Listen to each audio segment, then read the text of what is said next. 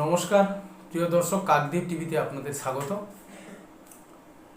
আজকে যে বিষয়টি আলোচনা করতে চাইছি আমাদের প্রতিবেশী দেশ বাংলাদেশের বিষয়ে।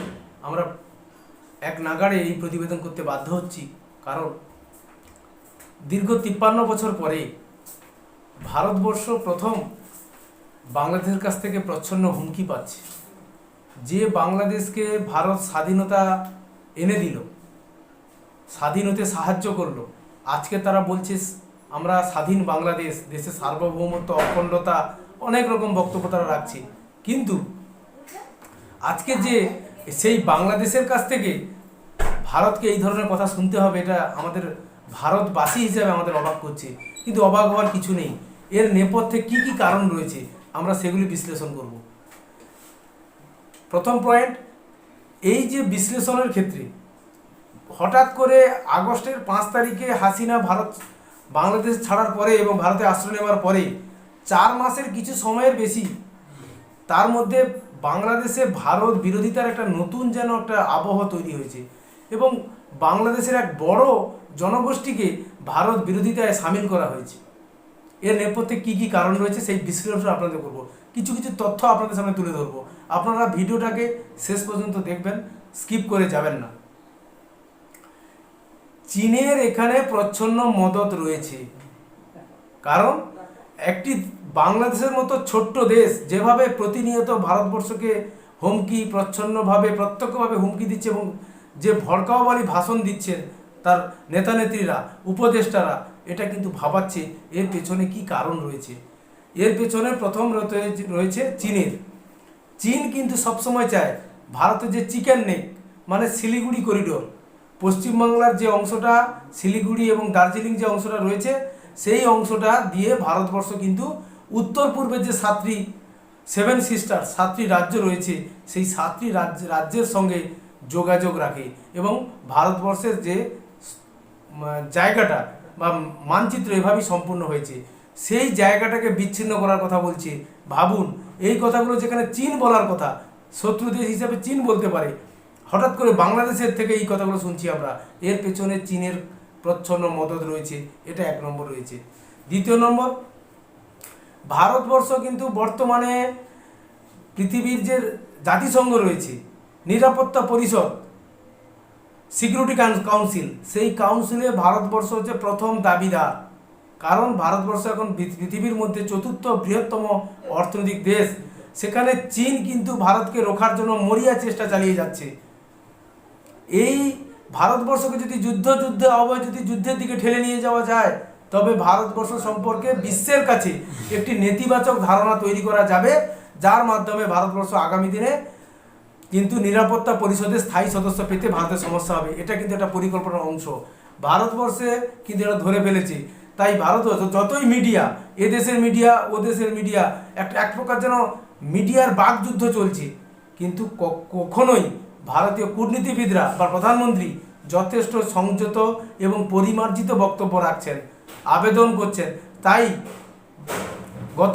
আগামীকাল ভারতবর্ষের নিরাপত্তা সচিব, পররাষ্ট্র সচিব বা বিদেশ সচিব, তিনি যাচ্ছেন বাংলাদেশের নেতৃবৃন্দের সঙ্গে আলোচনা করতে, যে কেন থামানো যাচ্ছে না এই হিন্দু বিদ্বেষ, এই বাংলাদেশে ক্রমবর্ধমান যে হিন্দুদের সংখ্যালঘুদের উপর আক্রমণ, সেটাকে কেন ঠেকানো যাচ্ছে না, তার সমস্ত প্রমাণপত্র নিয়ে কিন্তু তিনি বাংলাদেশে যাচ্ছেন কূটনৈতিক আলোচনার মাধ্যমে, যাতে এই যে উত্তেজনা তৈরি হয়েছে সেটাকে প্রশমন করা যায়। না হলে এই যুদ্ধ খেলায় যদি ভারতবর্ষকে উস্কানি দিয়ে বাংলাদেশের বিরুদ্ধে লাগিয়ে দেওয়া সম্ভব হয় চীন বা পাকিস্তানের পক্ষে, তবে কিন্তু তারা রাজনৈতিক বেনিফিট বা ফায়দা নেবে। এটা কিন্তু একটা মারাত্মক একটা উদ্দেশ্য। তৃতীয় কারণ কি, এখানে তৃতীয় শক্তি কিন্তু মাথাচাড়া দিচ্ছে বাংলাদেশকে উস্কানি দিয়ে। কারণ তারা বলছে যে ভারতবর্ষের সঙ্গে যদি কোনো যুদ্ধ বিগ্রহ হয়, পাকিস্তানের সঙ্গে বাংলাদেশের চুক্তি অনুসারে পাকিস্তান বাংলাদেশকে বাঁচাতে এগিয়ে আসবে। এই বরাভয় কিন্তু আজকের বাংলাদেশের এত আস্ফালন। না হলে সামরিক শক্তি থেকে অর্থনৈতিক শক্তি কোনো কিছুতেই বাংলাদেশ ভারতবর্ষের কখনোই সমতুল্য নয়, নগণ্যতার সঙ্গে অবস্থান করছে। কিন্তু তা সত্ত্বেও এই বাংলাদেশিদের থেকে নেতা-নেত্রী এবং উপদেষ্টার তরফ থেকে এবং প্রাক্তন সেনা যারা ছিলেন তাদের কাছ থেকে যে বক্তব্য উঠে আসছে, এক প্রকার যেন যুদ্ধ বাঁধিয়ে তারা ছাড়বেন, কিন্তু ভারতবর্ষ যুদ্ধে পা দেবে না। কারণ ভারতবর্ষ স্বাধীন করেছে, সেই স্বাধীনতার ইতিহাস বাংলাদেশের এখনকার বর্তমান যারা শাসক রয়েছে তারা বলতে পারে, ভারতবর্ষ তার বলেনি। কৃতজ্ঞতা ভুলে ভারতবর্ষকে শত্রুতে পরিণত করছে। তারা বলছে কি 4 দিনের মধ্যে কলকাতা দখল করে নেবে। কি আস্ফালন দেখুন! এগুলো না ঘোড়াও শুনে হাসবে, গাধাও শুনে হাসবে, এরকম কথা শুনে। এগুলো পাগলের প্রলাপ, কখনোই সম্ভব নয়। ভারতবর্ষ থেকে তার ভূখণ্ডকে ছিনিয়ে নেওয়ার ক্ষমতা পৃথিবীর কোনো দেশের নেই। কিন্তু যেটা বলছে শুধু তাদের কায়েমি স্বার্থ চরিতার্থ করার জন্য তারা এই জিনিসগুলো করছে। কারণ আগামীতে অন্তর্বর্তী সরকার হয়তো একটা নির্বাচন পরিচালনা করবে। এই নির্বাচন পরিচালনাতে যদি মৌলবাদী যে দলগুলো রয়েছে তারা তাদের ভোট ব্যাংককে সুসংগঠিত করতে চাইছে, ভারত বিদ্বেষী মন্তব্য করে তাদের ভোট ব্যাংককে সুরক্ষিত করতে চায়।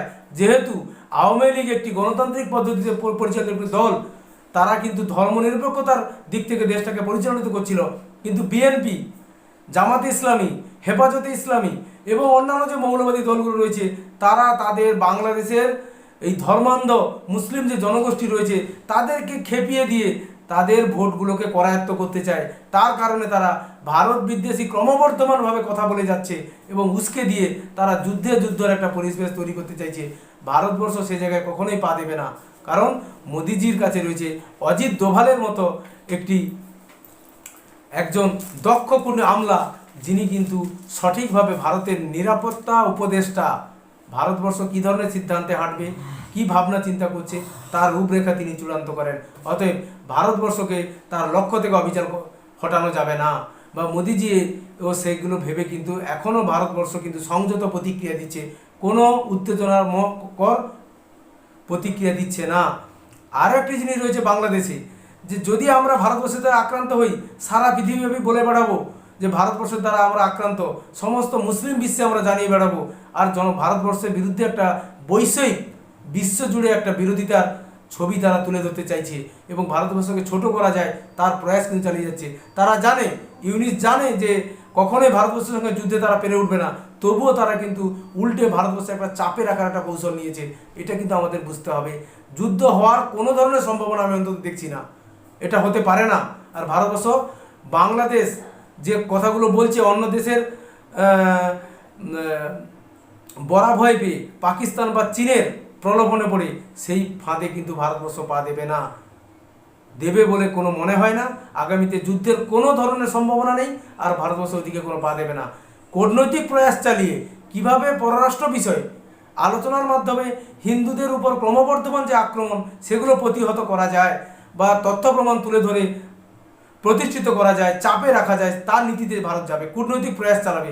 এবং বাংলাদেশে যে ক্রমবর্ধমান হিন্দুদের উপর অত্যাচার তার ফুটেজ, তার প্রমাণ নিয়ে বিশ্বের দরবারে কিন্তু এটা প্রমাণ করতে চাইবে ভারত যে বাংলাদেশে কি চলছে বর্তমানে।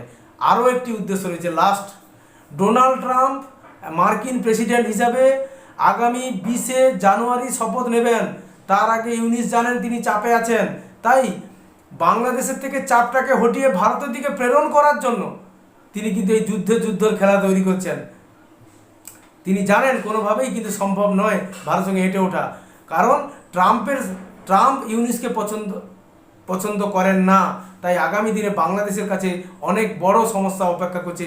তার কারণে সেই চাপ হটানোর জন্য ভারতবর্ষের বিরুদ্ধে এইরকম উস্কানিমূলক মন্তব্য, বিদ্বেষমূলক মন্তব্য ছড়িয়ে দেওয়া হচ্ছে এবং হিন্দুদের বাড়িঘর চালিয়ে দেওয়া হচ্ছে, ইস্কন মন্দিরে আক্রমণ করা হচ্ছে, বেছে বেছে হিন্দু মহল্লায় আক্রমণ করা হচ্ছে, বাড়িঘর জ্বালিয়ে দেওয়া হচ্ছে, ব্যবসায়িক প্রতিষ্ঠান সেখানে আগুন ধরিয়ে দেওয়া হচ্ছে, লুটপাট চালানো হচ্ছে।